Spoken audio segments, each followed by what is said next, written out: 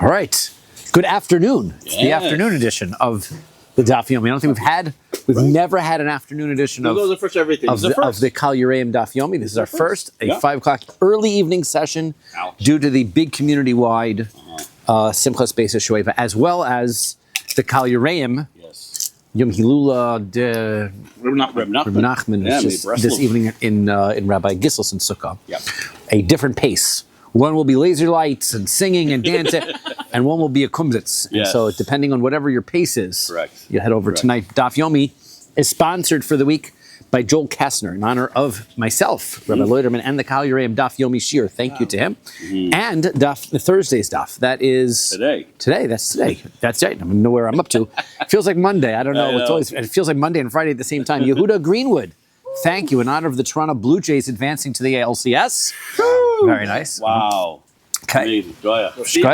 Okay, very good. And thank you to my wife for making all of the baked goods on the table. So that's wonderful. Okay, so thank you. All right, we are new parak. We are at a new parak. Tes Vav Amad Beis, right at the new parak. Kol Zevachim shekiblu daman zar onin tfu yom u'mechusar kippurim. We're changing topics.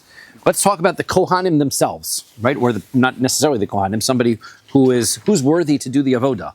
So any of the sacrifices that we know that shchita, the slaughtering, doesn't need to be done by a Kohen. But from the time that we are going to catch the blood, so any korban that catching the blood was done by a zar is a non-Kohen. An onain is somebody who has a relative that passes away before the shiva, before they're buried. They're owning their putter from mitzvos. Also, we learned in last parak that they are exempt from being able to do, they cannot do any of the avoda. Kohen Gadol, we said, can do the avoda as an owner. He just can't eat, cannot consume it. But he can do it. But a regular Kohen cannot. Tvul Yom, somebody who became tameh, went to the mikvah and is going to become tahor this evening. But since he is tameh at the moment, we couldn't call him tameh at the moment. The reason you can't call him tameh, the definition of tumah means that it can receive tumah and I can also transfer it to the next person. Tvul Yom can't transfer the tumah, but he himself is not in a purified state yet. Tvul Yom, he has to wait till the evening. He cannot be participating in the avoda.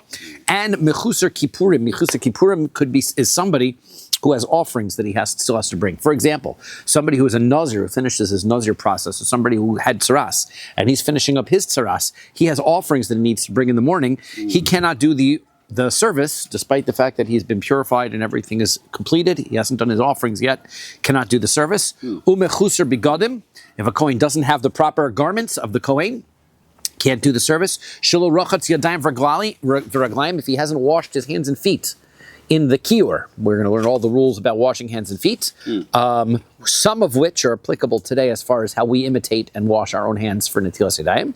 And also al gabi behema, if he's standing on an animal. Al gabi ragle chavero, if he's standing on the feet of his friend, meaning his feet are not in contact with the floor of the Beis Hamikdash. Pasal, then he invalidates the offering. Yeah, what about can't do that. RL? Did I skip that one? No. RL, sorry. An RL, right. An RL is somebody who has not had a bris milah, right? A tameh, somebody who is tameh, as we said, somebody is tameh, and a yoshev, somebody who's sitting, and omed al gabe kelim, if he's standing on some other type of utensil. I have in my mind, I don't know if you remember Romper Stompers. No, but you have to Google that. The Romper Stompers, there was a show when I was very little called Romper Room. And rompers are basically romper stompers. They basically were cups, like coffee cans, and they had ropes on them, and you could like step on top of them, right? Anyway, they're utensils, and you walk on top of them, and so that is you can't service that. And also, if you're on top of a behema agabe ragle chavero on the feet of his friends, then he's puzzle. Then that ruins the offering. Kibel b'smol, if he catches the blood with his left hand, meaning he holds the utensil in his left hand, puzzle, that ruins it. Rabbi Shimon Machshir, Rabbi Shimon says that's okay. Okay, so we're going to see what it does. Hey, how are you? Okay. All right. So we're right at the Gemara. Yep. Let's start with the first. We are listing types of people who cannot do the service. The first one is a zar, a non-Kohen, cannot do from Kabbalah, cannot catch the blood. So zar milon, where do we know in the Torah it says that somebody who is a zar invalidates the offering? Detani, as we learned. Detani Levi. Levi taught the following in a brisa. Daber el Aaron vel banav, right? Speak to Aaron and his children. V'yinazru mikodshe b'nei Yisrael, and they should separate from the kodshim of b'nei Yisrael. So now, b'nei Yisrael umlutemai. So what does that mean? The sons of Bnei, you can't. These Kohanim are supposed to separate from these from the offerings of the Bnei Israel. So what does that mean? They're supposed to separate. So they're supposed to separate from the offering of the Bnei Israel. So which korbanos are are they supposed to? Are they not allowed to do? So, maybe it means the sons. These Kohanim are only allowed to do korbanos that belong to men. Can't do korbanos that belong to women. So, korban noshim betuma karav. Problem is that women's offerings, right? That they are able to bring their korbanos in a state of tuma, right? It's not there's any korban sibor. It doesn't matter the person, whether the person is tameh, so that you could still bring the korban. It's not true that there's any reason why the kohanim can't bring for women.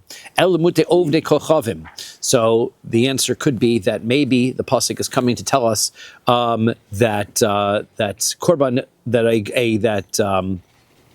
that non-Jews, you can't bring the korbanos of non-Jews, right? That you're not allowed to bring those in a state of tuma. Kohen's tummy can't bring that.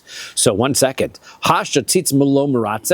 So he says, but don't we know that the tzitz is not going to be able to cause an acceptance? We're going to see that the tzitz, the purpose of the gold plate that the Kohen wore on his head that says Kodesh LaHashem, is to be able to allow a korban which is tameh to be acceptable, despite the fact that it's tameh. It helps the korban go through. So is it not true that the tzitz is not going to cause the acceptance? De Amar Mars, we learned in our Brisa, ube ovde kochavim, right? If, let's say, a non-Jew brings a sacrifice and the blood of their sacrifice becomes, you can't have a non-Jew who becomes tameh. So we said non-Jews are not able to become tameh, but although we consider them tameh, right? In other words, we had that midrabanan, we consider them tameh, but in fact they're midoraisa. There's no tuma by them. So he said that there's tuma by the non-Jews. We're talking about their offering. So if the offering becomes tameh, bein b'shogeg, bein b'mezid, whether it's b'shogeg, whether it was intentional or not intentional, lo hurtza, right? The korban is pasul. So betuma karev. So therefore, it wouldn't make any sense that the Psukim are telling us that the Kohanim are supposed to stay away from the korbanos of Bnei Yisrael, and they can bring the korbanos of non-Jews when they're tameh, but they can't bring a korban for Jews. That doesn't make any sense, right? In other words, just like it doesn't make sense that they can bring the korbanos of women but not men. These are not answers that make sense. Ella hachikamer. This is what the pasuk means to say. Vayinazru mikodshei Bnei Yisrael velo yechalelu. Right? It says the pasuk is supposed to be read in two parts, which means the pasuk reads like this: Daber al Aaron v'albanav, speak to Aaron and his children. V'yinazru mikodshei. Period. Meaning that when you are tameh, you should stay away from the kodshim, stay from the holy objects. Then it says Bnei Yisrael v'lo yichalelu. And by the way, the other non-Kohanim will not profane the korban. Meaning that there's two different things here. Number one, prohibition: Kohanim can't serve while they're tameh. Number two, any person who's not a Kohen, a member of Bnei Israel, should not do the service. If they do, they invalidate the offering. That's how we're putting like a slash in the middle of the pasuk. Okay, so therefore that's how we know. That's where we said zar minolim. That's the source for a zar. Non-Kohen can't do the service from this pasuk, right? And also, incidentally, it's also the source. We'll presume later on that we will remember this. That this is also the source how a Kohen who's tameh can't do the service. Okay, Debei Rabbi Yishmael Tana. That in the Yeshiva Rabbi Yishmael they taught as follows: Asya bekal v'chomer. The source for how a non-Kohen can't do the service comes from a kal v'chomer, from a Baal Mum, from a Kohen who has a blemish. Uma Baal Mum she'ochel, a Kohen who has a blemish, he can still eat korbanos. He can't do the sacrificial service. The Torah says he's not allowed to do it, but he can eat it. V'im avad chilel, if he does the service, so then it's going to invalidate the offering, right? And we bring the source for that. We don't bring that source for here, but the pasuk is brought in Parak Chaf Aleph pasuk Chaf Gimel Vayikra. Achel parochas lo yavo v'mizbeach lo yigash kol mumbo v'lo yichalel mikdashi. That's what that pasuk says. So there's a clear pasuk that a person who is, we didn't bring it here, but there's a clear pasuk that says that somebody who is a Balmum,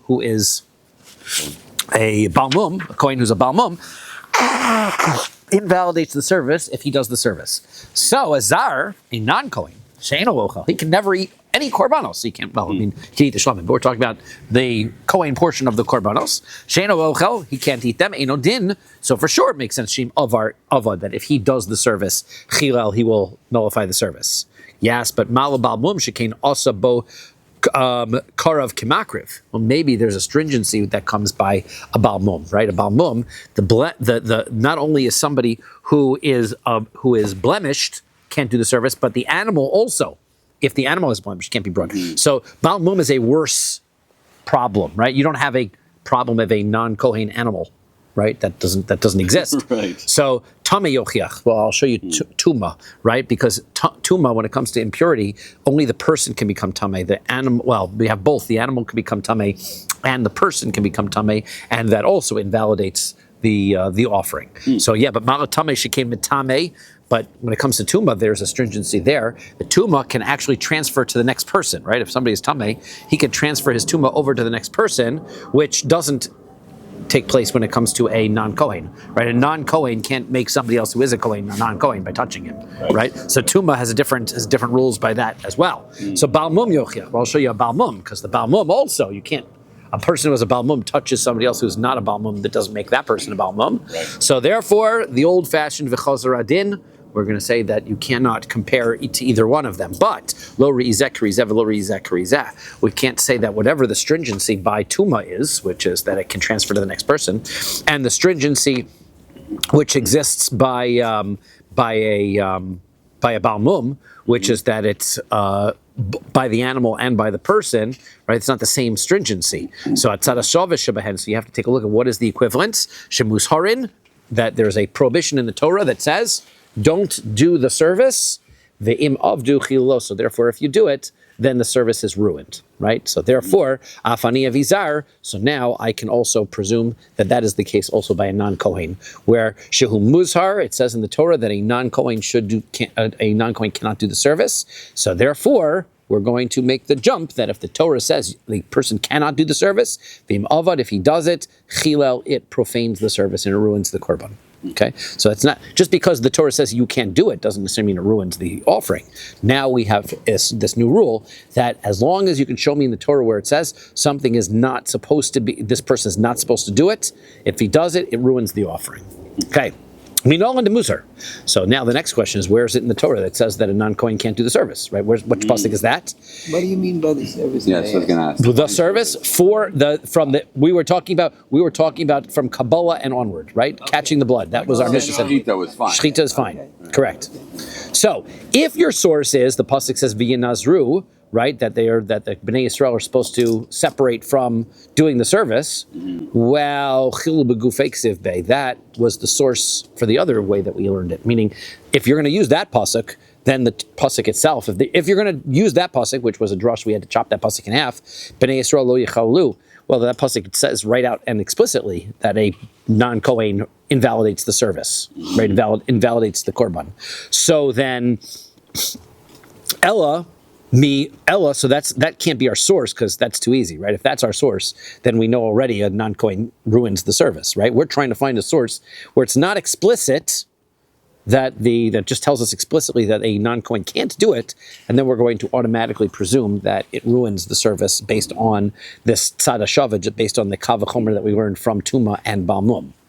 So El Muzar lo yikrov aleichem says that a muzar, somebody who is a non-Kohen, the word zar means some, like I guess in modern Hebrew, stranger, right? Should not bring it to you. So therefore, that means that he's not allowed to bring clothes, can't do the service, so he can't do any of the services. Therefore, if he does them, it ruins the offering. Okay, now, problem is ikal meifrach. We can ask.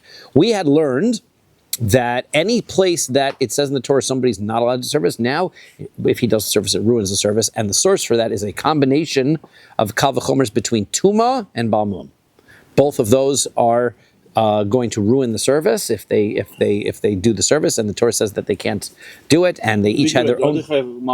They each are chayav their own individual punishments, which will be discussed in their own places. So mala tzara shaveh shabahen. Shekain lo hutru bebama. So he says, yeah, but you know what else is that that these two, right? That a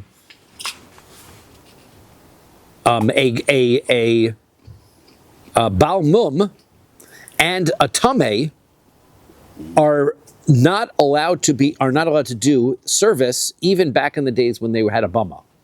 So we hadn't talked about these rules of these bamos. So before they had the central location of the Beis Hamikdash, people were bringing their own offering. Thank you. People were bringing their own offerings. Yeah. Right. So therefore, a zar, a non-Kohen, could bring his own offering on his own altar, but he couldn't do it if he was tamei, and he couldn't do it if he was a Baal Mum. So therefore, what are you going to tell me that from Tuma and Baal Mum, we're going to learn that a zar also invalidates the service? Not necessarily true, because Tuma and Baal Mum invalidated the service back in the old days of the Bama too, and a non-Kohen didn't invalidate the service. So he says, lo tema tama yochiach. So he says, well, you know what? We don't want to, when we asked the question, right, we wanted to say that, well, Baal Mum was a more stringent. The two that we used was the Baal Mum and the Tameh, right? So we took the Baal Mum because we said the Baal Mum was strict because both the person couldn't be a Baal Mum and the animal couldn't be a Baal Mum. So we said, well, what about the Tuma, right? We could learn that by Tuma. Well, let's not use that. Ella ema einon yochiach. So he says, onein yochiach. Let's take the Tameh person out.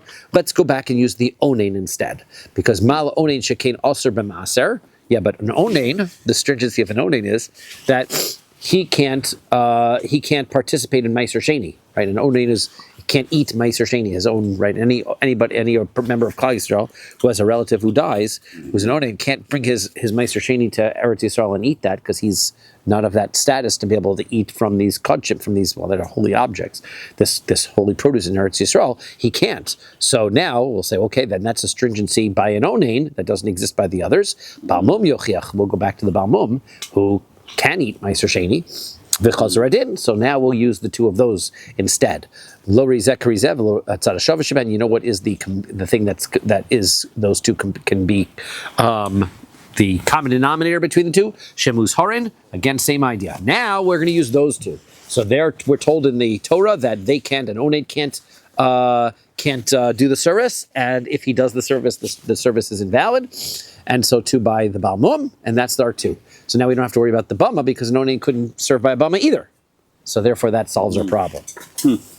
So yeah, but Hachanami lifruch letzad hashava shebahen shehin shekain lo husru b'Bama. He says, yeah, but I'll ask the same question there. It's actually these are also the tzad hashava is that the same thing. You can't use it, as we said, by an onein isn't acceptable by a Bama, and neither is a Baal Mum acceptable by a Bama, but the Zar is. So that's the odd one out. You can't say that just because a Baal Mum can't do invalidates the service, and an onein invalidates the service, that a Zar invalidates the service, because a Zar was allowed to serve during the times of the Bama. So Maskif la Rav Sama Brei de Rava. Zar is a non-Jew, right? Non-Kohen. Non-Kohen, right. Right, Sorry, non-Kohen. Non-Kohen. Right, so Maskif la Rav Sama Brei de Rava. So Rav Sama, the son of Rava, asked this question, right? Uman leimalon donin aser b'bama. Who's the one who told us an onein can't do work by a bama? Right? Maybe that's a presumption that you're making, right? Dilma shari b'bama. Maybe that's not even true. Maybe an onein can work in a bama, and if an onein can do the work in the bama, then it all works. Right? We took for granted a presumption that an onein couldn't do the service on his individual offering as a bama. We don't know the source for that, so maybe not. So we leave that as that, right? So there is a definite source. The definite source we had was Bnei Yisrael lo yichalel, which means that the Zar is going to ruin it. But we also had a secondary potential source, which is from the Kal V'chomer that we brought from an onein and a Baal Mum over to a Zar as well. Okay. So, I guess that's the concert starting, right? We're warming up. So, Rav Mesharshia Amar. Rabbi B right now. It's Rabbi B. Rabbi B. Okay, good. Rav Mesharshia Amar. Rav Mesharshia says that the way that you know that a non-Kohen ruins the service comes from a Kal V'chomer Meyoshev, right? We're going to learn. It's kind of we're going backwards because we don't know where the source for the person who's sitting can't do the service yet. We're going to learn that later on. But when we learn it, yeah, it is. So when we learn it, we will find out that a person who's sitting can't do the service, and if he does the service, the Mishnah says that he invalidates the offering. So we're going to learn Kal V'chomer from that case over to somebody who's a non-Kohen. Ma Yoshev she'ochel, somebody who's sitting can eat from the korbanos. Now it's interesting because the Kohanim are eating these offerings are in the area of the Beis Hamikdash. When they're eating these offerings, they can't sit at all in there of the Beis Hamikdash. Okay, that point aside, right? It doesn't invalidate the eating of the korbanos. Point. So therefore, they can sit and eat im avad chilal. But if they do the service, it invalidates it. Zar she'eino ochel, so a Kal V'chomer. A zar, a non-Kohen, she'eino ochel, who cannot consume any of the korbanos, eino din shim avad chilal. So then, for sure, if he does the service, it's going to invalidate it. Yeah, but Ma'li Yoshev shekain posol li edus. Yeah, but I'll tell you that a sitting person is extra strict because a sitting person can't testify in court, right? That's a little bit interesting because it's outside of the field of korbanos altogether. But nevertheless, the point is that a non-Kohen can testify in court, right? A person who's sitting can't testify in court, so maybe that's where there's a bigger stringency. So the answer is Meyoshev Talmid Chacham. The answer is we did learn in Masechah Sanhedrin that there is a circumstance where somebody who's a Talmid Chacham was allowed to sit and give testimony. Right? We didn't make the Talmid Chacham stand in order to give his testimony. So therefore, okay, Ma l'shem Yoshev shekain pasol. He says, fine, you'll find me an exception to the rule, but generally speaking, somebody who's sitting can't give testimony, right? Louis Pasaliadis, Shem Yoshev lo parach. So he says, okay, well, I'm not trying to learn it from the general, right? Since there is such a circumstance as a Talmid Chacham who can give testimony, so I can learn the Kal V'chomer from him. So therefore, this issue of the non-Kohen, right? This non-Kohen could be a Talmid Chacham, but he can't do the service. So therefore, there's my Kal V'chomer. Vim Tim Salomar. Sits. What are we talking about? Like he's sitting shiva? Sitting in a chair. Like he has problems with his leg, for example. Yeah, he just doesn't want to stand up. He's lazy. Tired. He became lazy. Tired. Yeah, so you can't sit and do the service. Can't sit and give testimony. Right. So why would that be a worse invalidation than being a non-Kohen? Right. So the answer is that it isn't, because we said maybe it is because you see that a Talmid Chacham can sit. Zar is worse. He says no, not necessarily. Right? Because I'm not asking from that one. Okay, so maybe you're right. Maybe generally speaking, there is this stringency about sitting that is more than being a non-Kohen. So then I'll say, fine, take that one. But take sitting and one of the other three that we already used. We used Tuma, we used Balmum, we used many other circumstances and examples where there was no exemption by a Talmid Chacham. And we also said if they do the service, they invalidate the service. So therefore, take one of those, the Yoshev and the Yoshev, de kosher b'bama, because a Yoshev was acceptable to serve in the bama, just like the Zar. So that's a great second one to use. So that's great. For Yoshev de kosher b'bama, mino. And how do I know a Yoshev, somebody who's sitting, was kosher to give korbanos as a bama? So Amar Kar, the pasuk says, "Lamod lifnei Hashem l'shar." So the pasuk says that the Kohanim are supposed to stand before Hashem and serve Him. Lifnei Hashem, that only when it's in the Beis Hamikdash, that's where the obligation to stand is. Velo lifnei bama, not if you're serving Hashem in front of a bama, right? If you're doing the korban on a bama, there was no requirement to serve. That's a stretch. Because why? Because a bama is before Hashem too. Bama is not before. Oh, no. Lifnei Hashem specifically means, Lifnei Hashem means in the Beis Hamikdash. Right?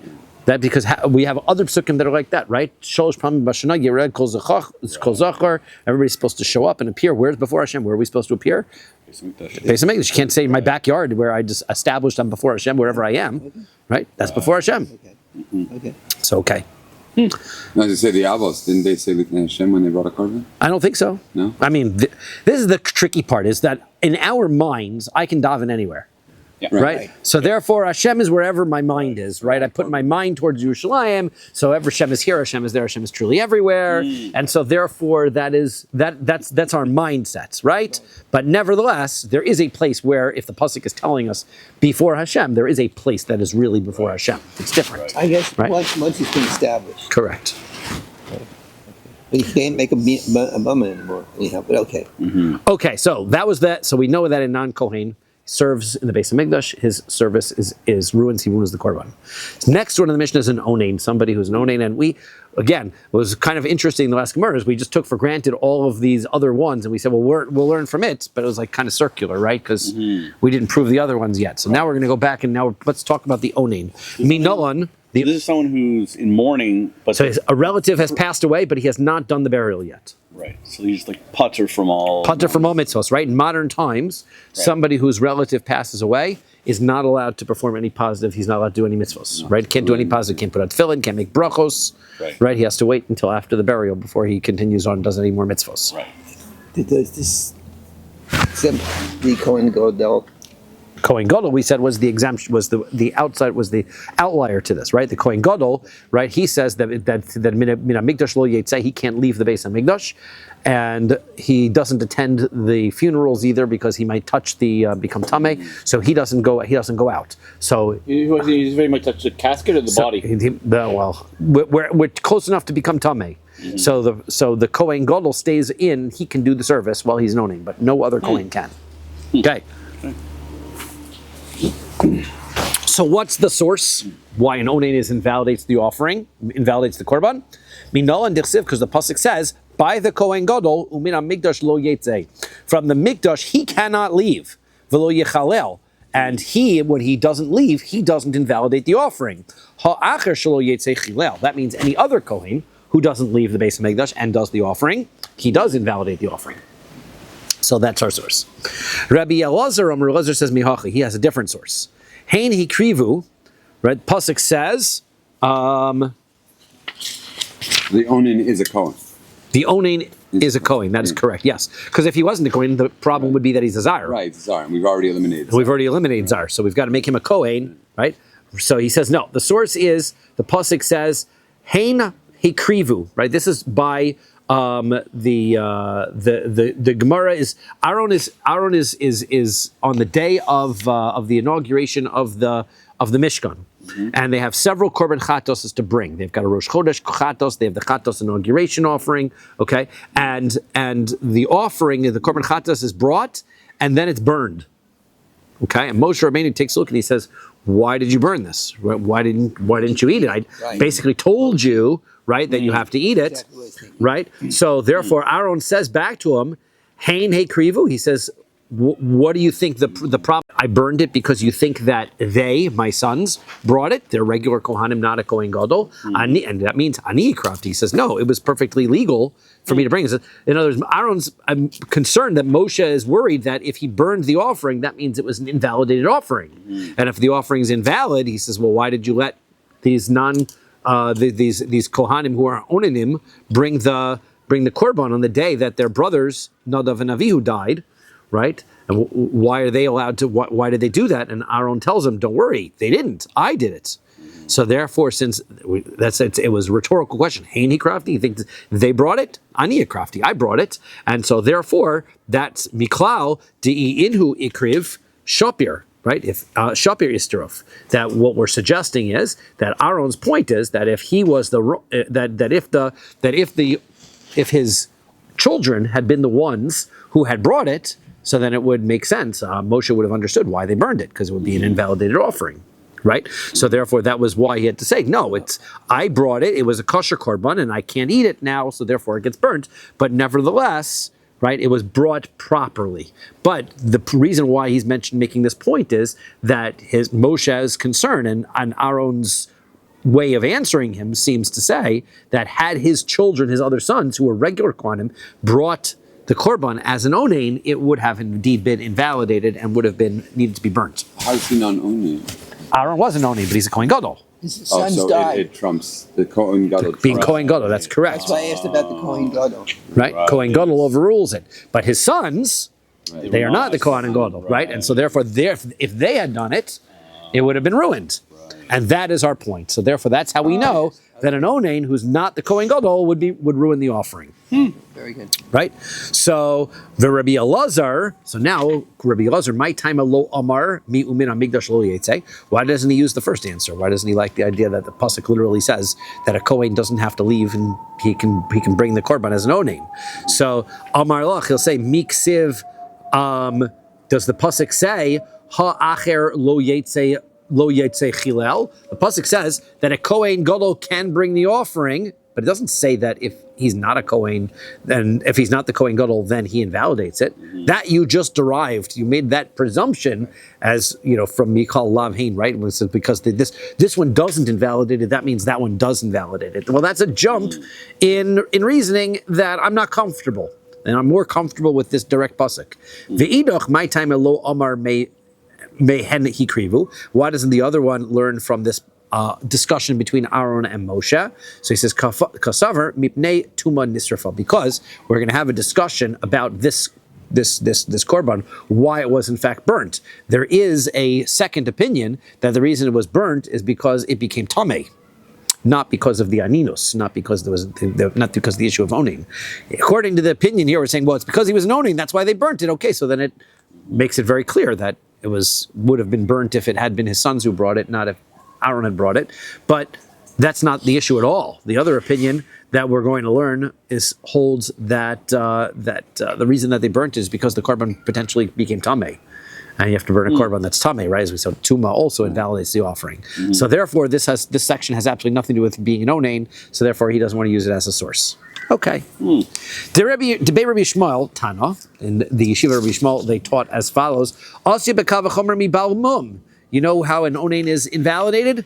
Lots of different potential sources. Another potential source is kav v'chomer from a bal mum. We know that a bal mum, we didn't say how we know, but we quoted the pasuk, right, when we just read it. But the bal mum says that if a bal mum, somebody who has a blemish, does the service, so he invalidates the offering. So therefore, for kav v'chomer ma bal mum, so therefore also kav v'chomer and onain invalidates it. Yeah, but ma bal mum she'ochel im avad chilel, but a bal mum, he can eat the korban. So if he does the service, so then he nullifies it. An onain, sheino ochel, an onain's not allowed to eat the korban.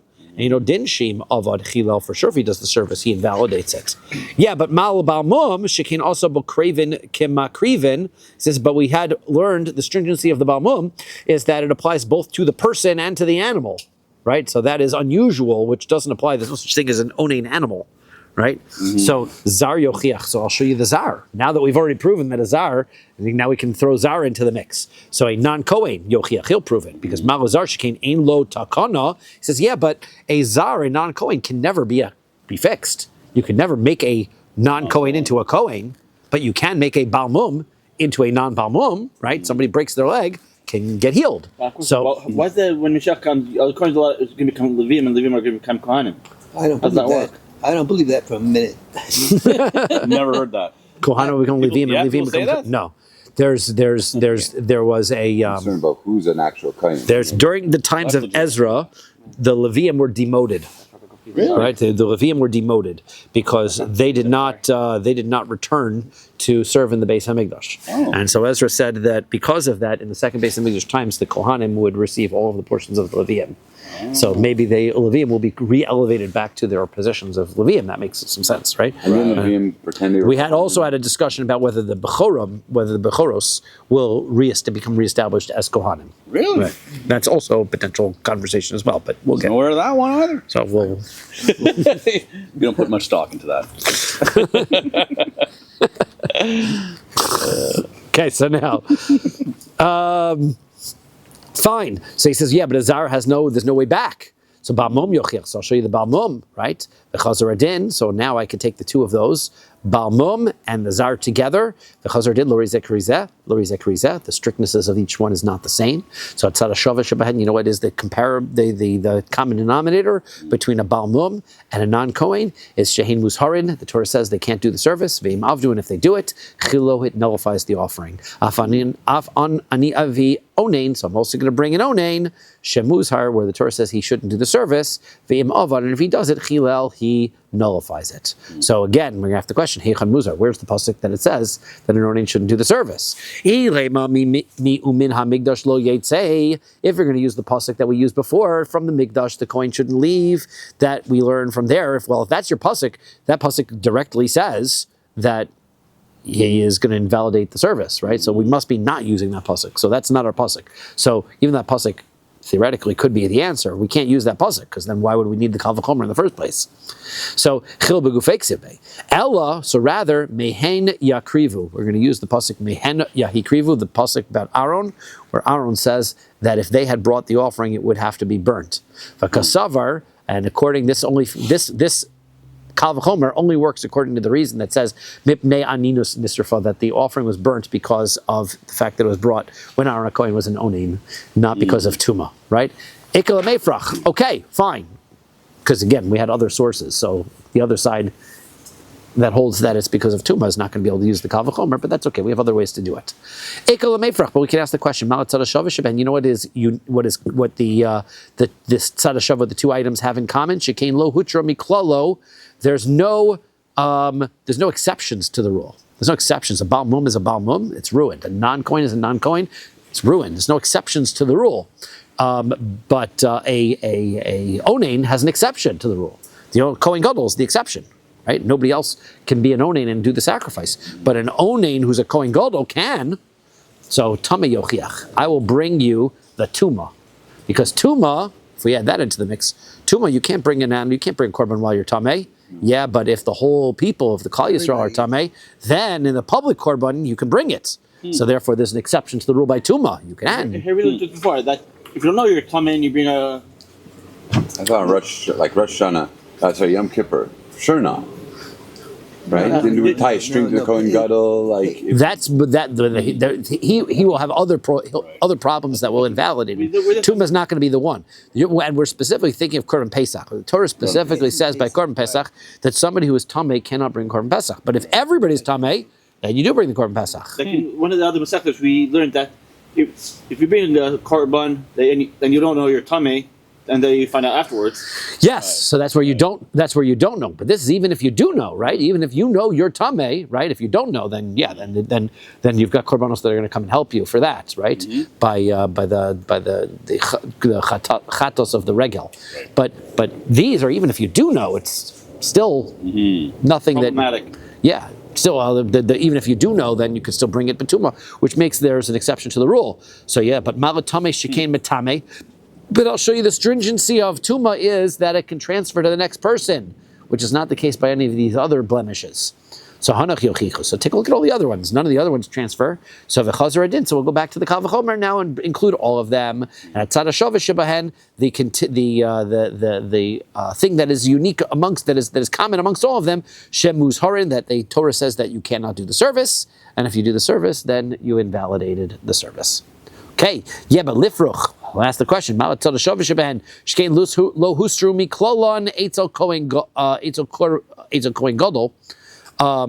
he says, yeah, but I'll point out that none of them are like Onain in that a Kohen Gadol is allowed to do them.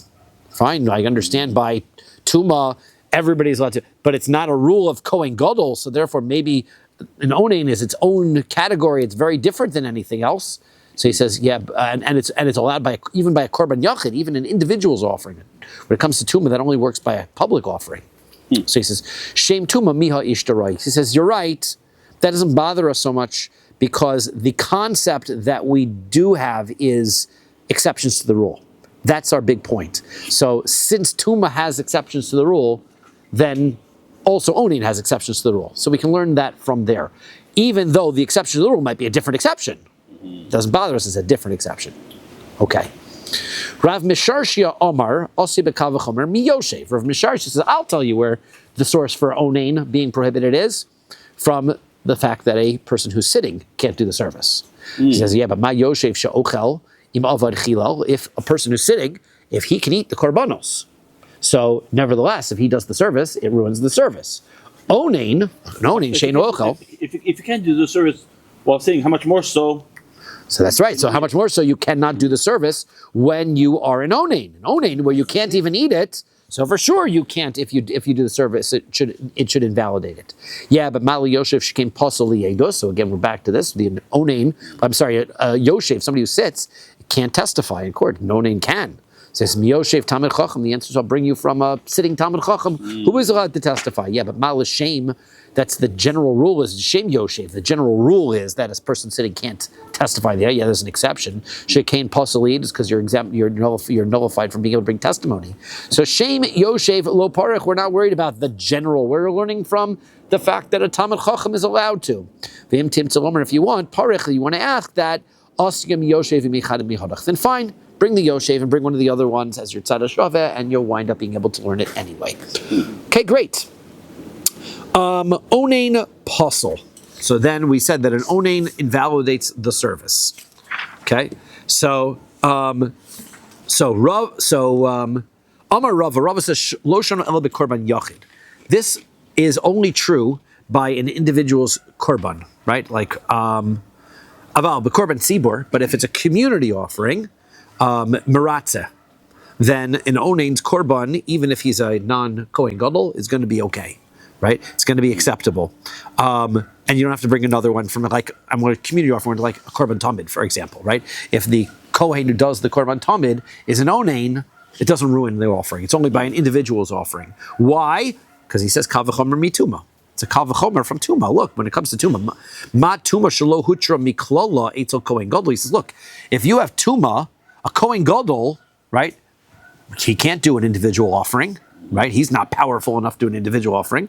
Bekorban yachid, hutra etzel hedyot, is a Kohen Gadol bekorban yachid. Hutra etzel hedyot, bekorban tzibor, aninos shehutra miklola etzel Kohen Gadol bekorban yachid, and lincher etzel Kohen hedyot bekorban tzibor. Well, when it comes to aninos, the Kohen Gadol is allowed to do an individual offering. So you see that there's more. It's way more lenient. And so, therefore, if a Kohen Gadol is allowed, if you're allowed to do tuma if you're allowed to do tuma by public offerings, so then everybody should be allowed to do serve as an onain in public offerings, right? Because even a Kohen Gadol can do an individual offering by an onain, which is not true. So he says, well, maskif la Rava bar Eloi.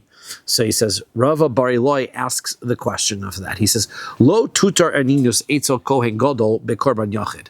So he says, you can't. Your kal v'chomer works in a backwards kind of a way. You can't make the aninus, right, by a Kohen Gadol great enough that you can say, but the fact that he serves by a korban yachid from a kav, that so you can't say that tuma.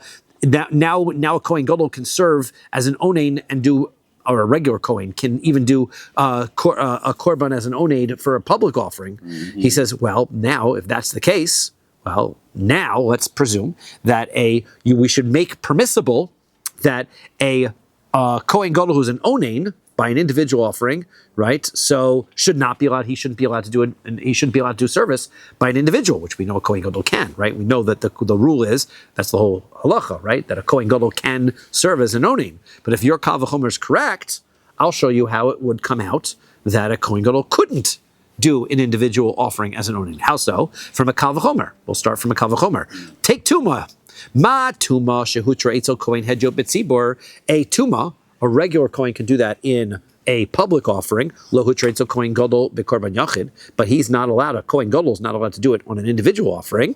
So then aninus, when it comes to an onain, so shalo hutraitzel Kohen hedyot bekorban tzibor, so an onain, right, which an individual Kohen cannot do by a korban tzibor. So Eino din shelo tutar etzel Kohen Gadol bekorban yachid should also then extend and say, well, if a Kohen hedyot can serve tuma, and he can't serve as an onain, then a Kohen Gadol also, since he can't do an individual's offering in a state of tuma, he can't do an individual's offering in a state of aninus either. So comes out wrong.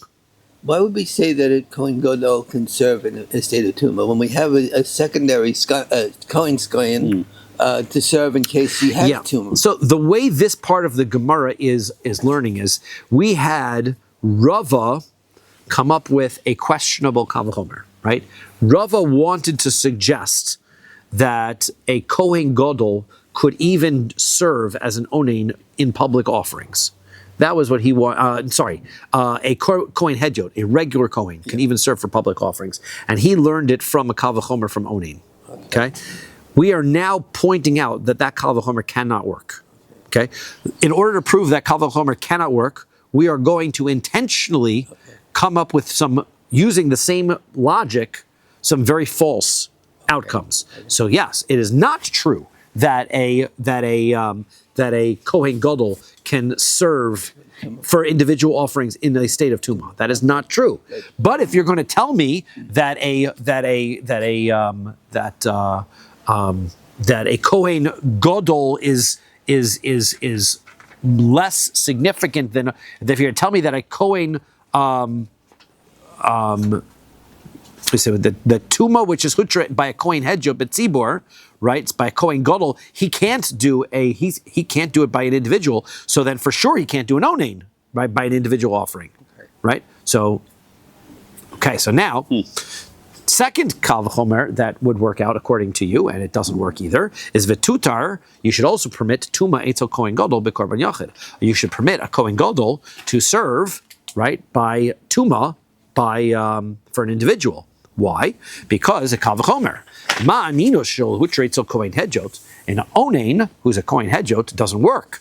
Bekorban tzibor, but when he's doing a korban tzibor, right, he can't be an onain and serve in a korban tzibor. But hutra etzel Kohen Gadol bekorban yachid. So he is, when it comes to a Kohen Gadol, an onain, he can serve and do an individual's offering. Tuma, when it comes to tuma, shehutra etzel Kohen Hedyot bekorban tzibor. That's where a regular Kohen, can do a public offering. And odin shehutra etzel Kohen Gadol bekorban yachid. So for sure, a Kohen Gadol should be able to do that for an individual as well. Tuma is clearly less of a problem. So wherever it's acceptable to do for an inus, should be acceptable for tuma as well. Now you say, that's not true. You're right, it's not true, but that's his point. His point is, you cannot, and this is what he's going to come out is, you cannot compare the rules of onain to the rules of tuma and draw logical conclusions from them, because the Torah clearly tells us that these logical conclusions don't work. And there's a third one.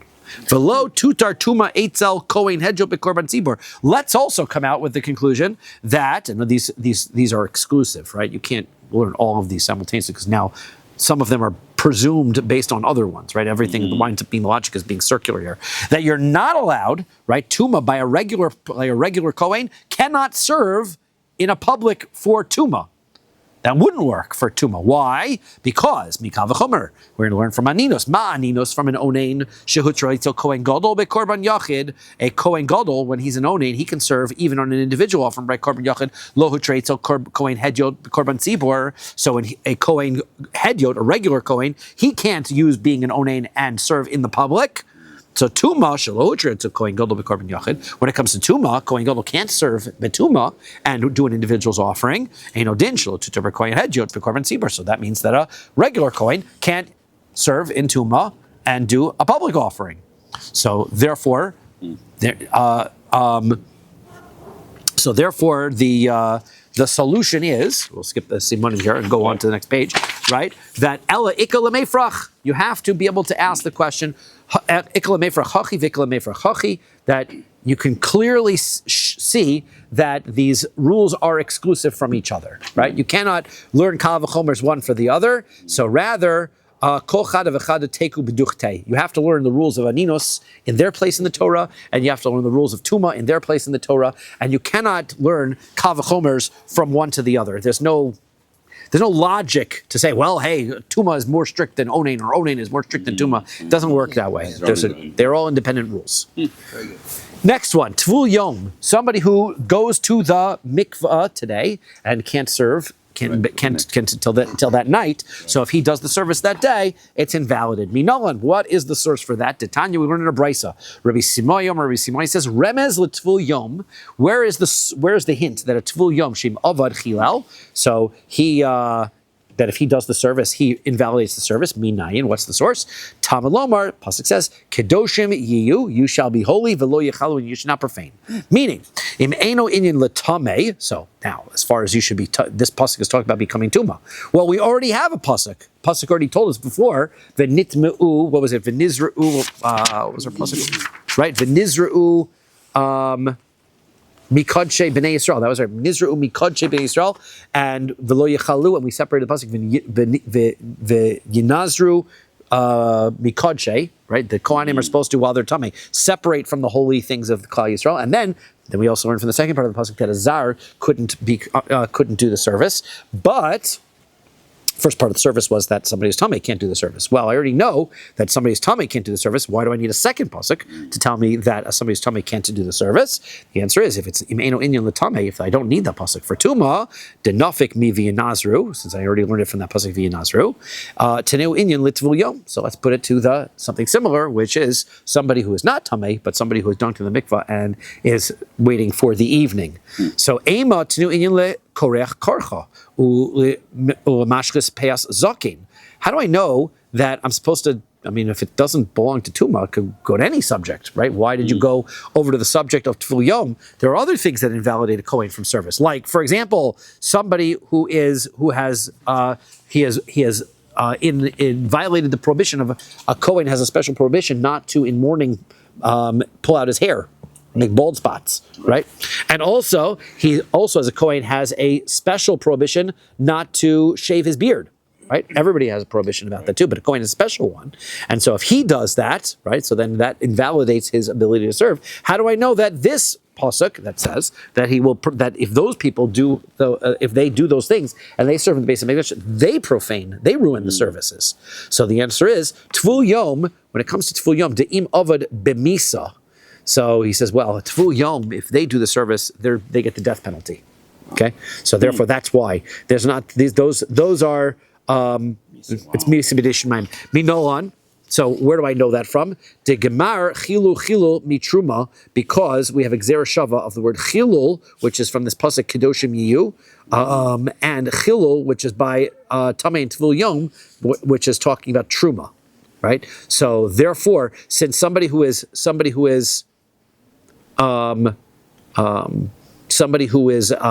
Yom or is Tameh who eats Truma gets Misa, and we learn it over to Chilul over here, they also get Misa for doing the service. Well, if they get Misa for doing the service, it makes sense that their prohibition is so strict that it will invalidate the service if they do it. Right? So, Mitruma, the possible Truma, Machil Avoda, the one that's going to invalidate, right? That is somebody who's the one who's invalid to eat Truma, that's a Tvul Yom, will Mechel Avoda, he's going to ruin the service. V'delo possible Truma, but somebody who is pulling a bald spot or shaving his beard, which they are able to eat Truma, Lo Machil Avoda, it makes sense, they shouldn't be the ones who invalidate the service. Okay, so, Amar Rabba says as follows: Lama li dekas of Rachmana tamei u'tvul yom u'mechusar kippurim. So why is it that the Torah has to tell me by all of these cases, by tamei, by tvul yom, and somebody who's missing the sacrifices that they're bringing, right? Why don't I just bring one of those, and I understand, right, that you're, again, like we said, that you're not allowed to do the service, and if you do it, it invalidates it. So it's trichi, I need all of them. Because of Rachmana Tameh, if the Torah told me at Kameh, that somebody who's Tameh can't do the service, invalidates the service, Shekain Metame, because Shekain Metame, that stringency would be that it causes Tuma, he can transfer to the next person. But Tvul Yom Mechusar Kippurim Lo Asi Mineh. So I couldn't learn from the other two. I couldn't take Tvul Yom or somebody who has offerings that they shouldn't that they haven't brought yet. They can't transfer that status to another person. So therefore, they might be different. Shekain, but also those now Mechusar Kippurim, Tvul Yom and Mechusar Kippurim Lo Asi Mineh. They can't learn from Tuma. Shekain Pasol Betruma. So sorry, I read that wrong. So he says. If the Torah says Tameh, then Shekain Metame, right? Now, but Tvul Yom or Mechusar Kippurim Lo Asi Mineh. I can't bring Tvul Yom or somebody's Mechusar Kippurim from that one because Shekain Pasol Betruma, because those, right, they can't eat Truma, right? So therefore, that's a problem. And by Mechusar Kippurim, and if you can't write it by Mechusar Kippurim, Tvul Yom lo asi mineh, you couldn't bring Tvul Yom from it, Shekain Mechusar Maisa, because the problem there is an action, right? Whereas when it comes to Tvul Yom, you just have to wait. It's a time waiting issue. Mechada lo asi. So fine, I can't learn from one of them. Teisei chad mitarti. So why don't we just bring two of them, combine together, and do the tzad shava business and be done with it? So the answer is Bahai lo lichtov rachmana. Which one are you going to leave out? Lo lichtov mechusar kippurim ve'teisei mehonach. Let's start off why leave out mechusar kippurim. The fact that you have to bring the korbanos and bring from the other two. Yeah, but malahonach she came psulim betruma. Those other two, being tamei and a tvul yom, they invalidate truma. So in Mechusar Kippurim, we ordered Maseches Brachos, B'shasha Kohanim Nichnasim L'Chol B'Trumasim. They can go in at night, even if they haven't brought korbanos yet. They're fine to eat truma as long as it comes to nightfall. El lo lichtav rachmana b'tvul yom. So fine, let's just say that the pasuk should say we aren't going to bring it by a tvul yom, v'teisei mehonach, and I will bring that tvul yom from the other two. Demai parachta. But what was your ask? Ma lehonach shekain mechusar ma'isa. Says you're going to say that these other ones are missing in action, right? So sof. Kalisha law to maso. At the end of the day, right? The tvul yom, the mechusar kippurim, his tuma is so much less, right? Fine, he has an action to do, but his tuma is so much less. So the answer to that is kasavar mechusar kippurim dezav kazav dami. We're going to say somebody who's mechusar kippurim. This is according to the opinion that holds that if you're somebody who is a zav and you have the tuma of a zav and you haven't brought your korbanos yet, your status of tuma is still as severe as a zav. So your status of tuma is not less. Lema kippurim dezav. Okay, so fine, we'll stop here. We'll pick up from the top of Yud Zayin. Oh, yeah.